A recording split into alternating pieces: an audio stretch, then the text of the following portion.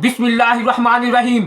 दिल से दीन की बातें के मुअज्जज नाज़रीन, अस्सलामु अलैकुम रहमतुल्लाहि व बरकातुहू। इंसान के जिस्म का सबसे अहम हिस्सा दिल है। अगर दिल साफ नहीं तो कोई भी इबादत कबूल नहीं होगी। तो दिल जो गुनाहों से गंदा हो गया है, दिल के अंदर मैल जमा हो गया है, तो दिल से गुनाहों की बीमारी कैसे दूर करें, आइए जानते हैं मुफ्ती सलमान अजहरी से।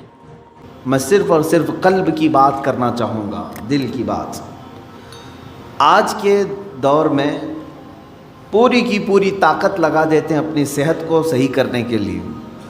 अगर आपका घुटना ख़राब हुआ तो मुझे यहाँ तक ख़बर मिली कि एक घुटने का ऑपरेशन 1.5 लाख रुपए से, दिल का ऑपरेशन, सर का ऑपरेशन, आँख का ऑपरेशन, हाथ का ऑपरेशन, जहाँ कहीं थोड़ी ख़राबी आई आप माल खर्च करके उसको सही कराना चाहेंगे।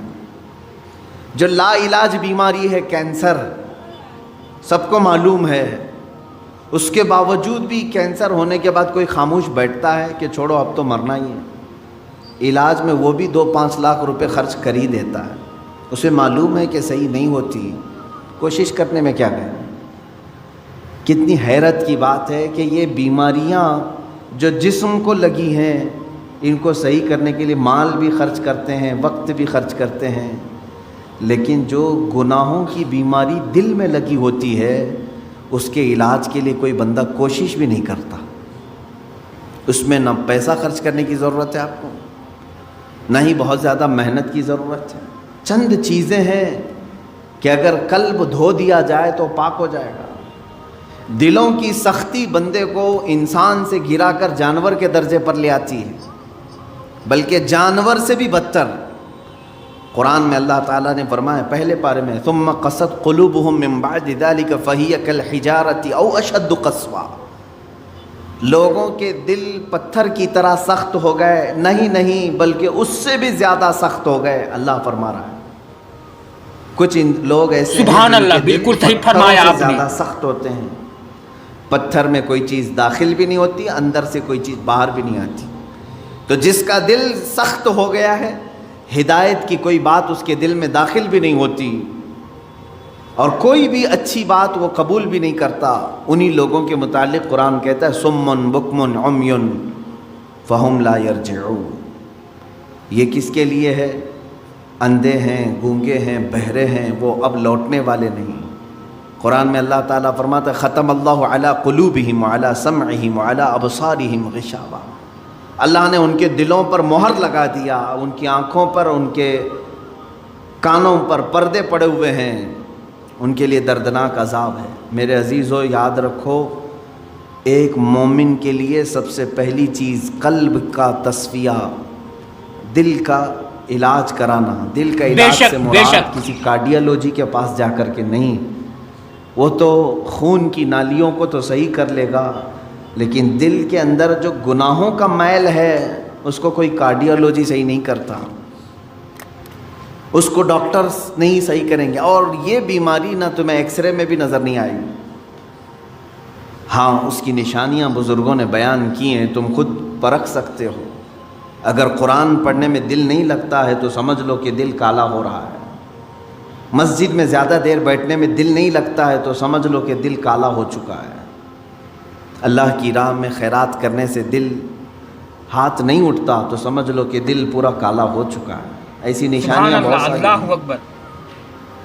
आयात कुरानियाँ पढ़ी जा रही हैं, सुनने का शौक़ नहीं, लेकिन वही गाने घंटों सुनता है। ये दिल के काले होने की अलामात।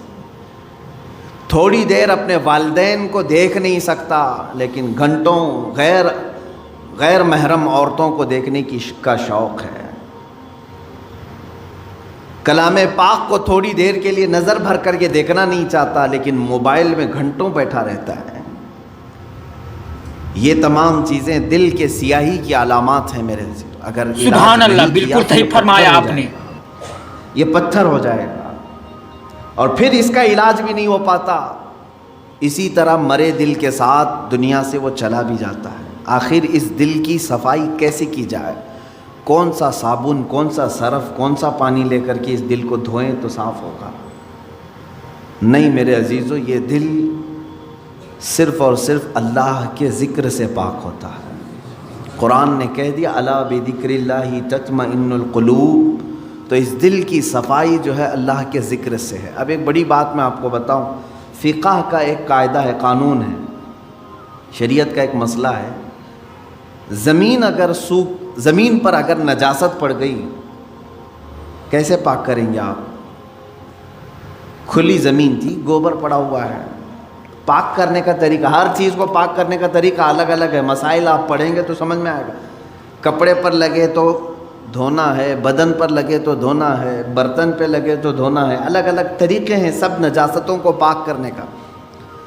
کپڑے پر اگر نجاست لگی ہے تو 3 مرتبہ دھونا ہے آپ کو۔ کوئی غلیظ نجاست لگ گئی تو، نجاست کی بھی 2 قسمیں ہیں، خفیف اور غلیظ۔ غلیظ کا مطلب جیسے پیشاب، پاخانے وغیرہ، خفیف کا مطلب حلال پرندوں کی بیٹ وغیرہ۔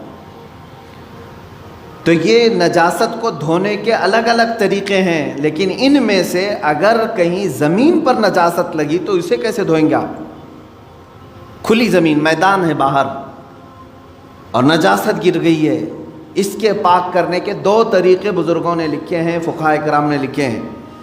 پہلا طریقہ یہ ہے کہ بارش اتنی آ جائے کہ نجاست بہہ جائے، بارش اتنی آ جائے، توجہ ہے نا، زمین کے پاک ہونے کے 2 طریقے ہیں۔ بارش اتنی آ جائے کہ نجاست وہ بہہ کے چلی جائے۔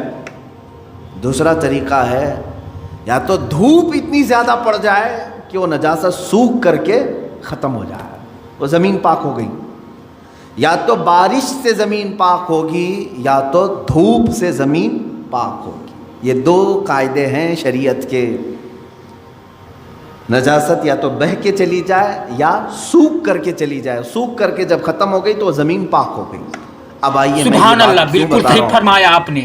مشہور صوفیہ اکرام نے فرمایا اے بندے، اسی طرح تیرے دل کی جو زمین ہے اس پہ اگر گناہوں کی نجاست لگ جائے تو اسے بھی دھونے کے 2 طریقے ہیں، اسے پاک کرنے کے 2 طریقے ہیں۔ جس طرح زمین بارش کے برسنے سے پاک ہو جاتی ہے، اسی طرح تیرے دل کی زمین اللہ کے ذکر سے پاک ہوگی۔ اللہ کا ذکر برسات ہے، یہ بارش ہے، قرآن کی تلاوت بارش ہے۔ جیسے ہی بندہ ذکر کرنے لگتا ہے اس کے قلب پر اللہ کی انوار برسنا شروع ہو جاتے ہیں، وہ نجاست بہہ کے چلی جائے گی۔ اور دوسری، وہ آج کے زمانے میں مشکل ہے، اگر دل کی زمین نجاست سے ملوث ہو گئی ہے، ناپاک ہو گئی ہے، ایک طریقہ میں نے زمین کا بتایا بارش کا، دوسرا طریقہ ہے دھوپ کا۔ بے شک دل بے کی شک نجاست کو دھونے کے لیے ایک ذکر الہی کی برسات، یا تو پھر شیخ کامل کی نگاہوں کی گرمی سے، شیخ کامل کے نگاہوں کی گرمی سے نجاست پاک ہو سکتی ہے۔ یہ 2 طریقے ہیں۔ شیخ کامل کا حصول معمولی بات نہیں ہے، اس میں برسا برس لوگ تلاش میں لگانا چاہیے، لیکن یہاں تو آج حال یہ ہے کہ کہیں سے کوئی بھٹک کے پیر میرے گھر آ جائے میں اس کا دامن پکڑ لوں گا۔ در حقیقت جسے اپنے بیماریوں کو صحیح کرنے کی طلب ہے وہ سچے پیر کی تلاش میں گھومتا پھرتا رہے گا، یہ نہیں کہ بازار میں بیٹھ کر کے انتظار کرے۔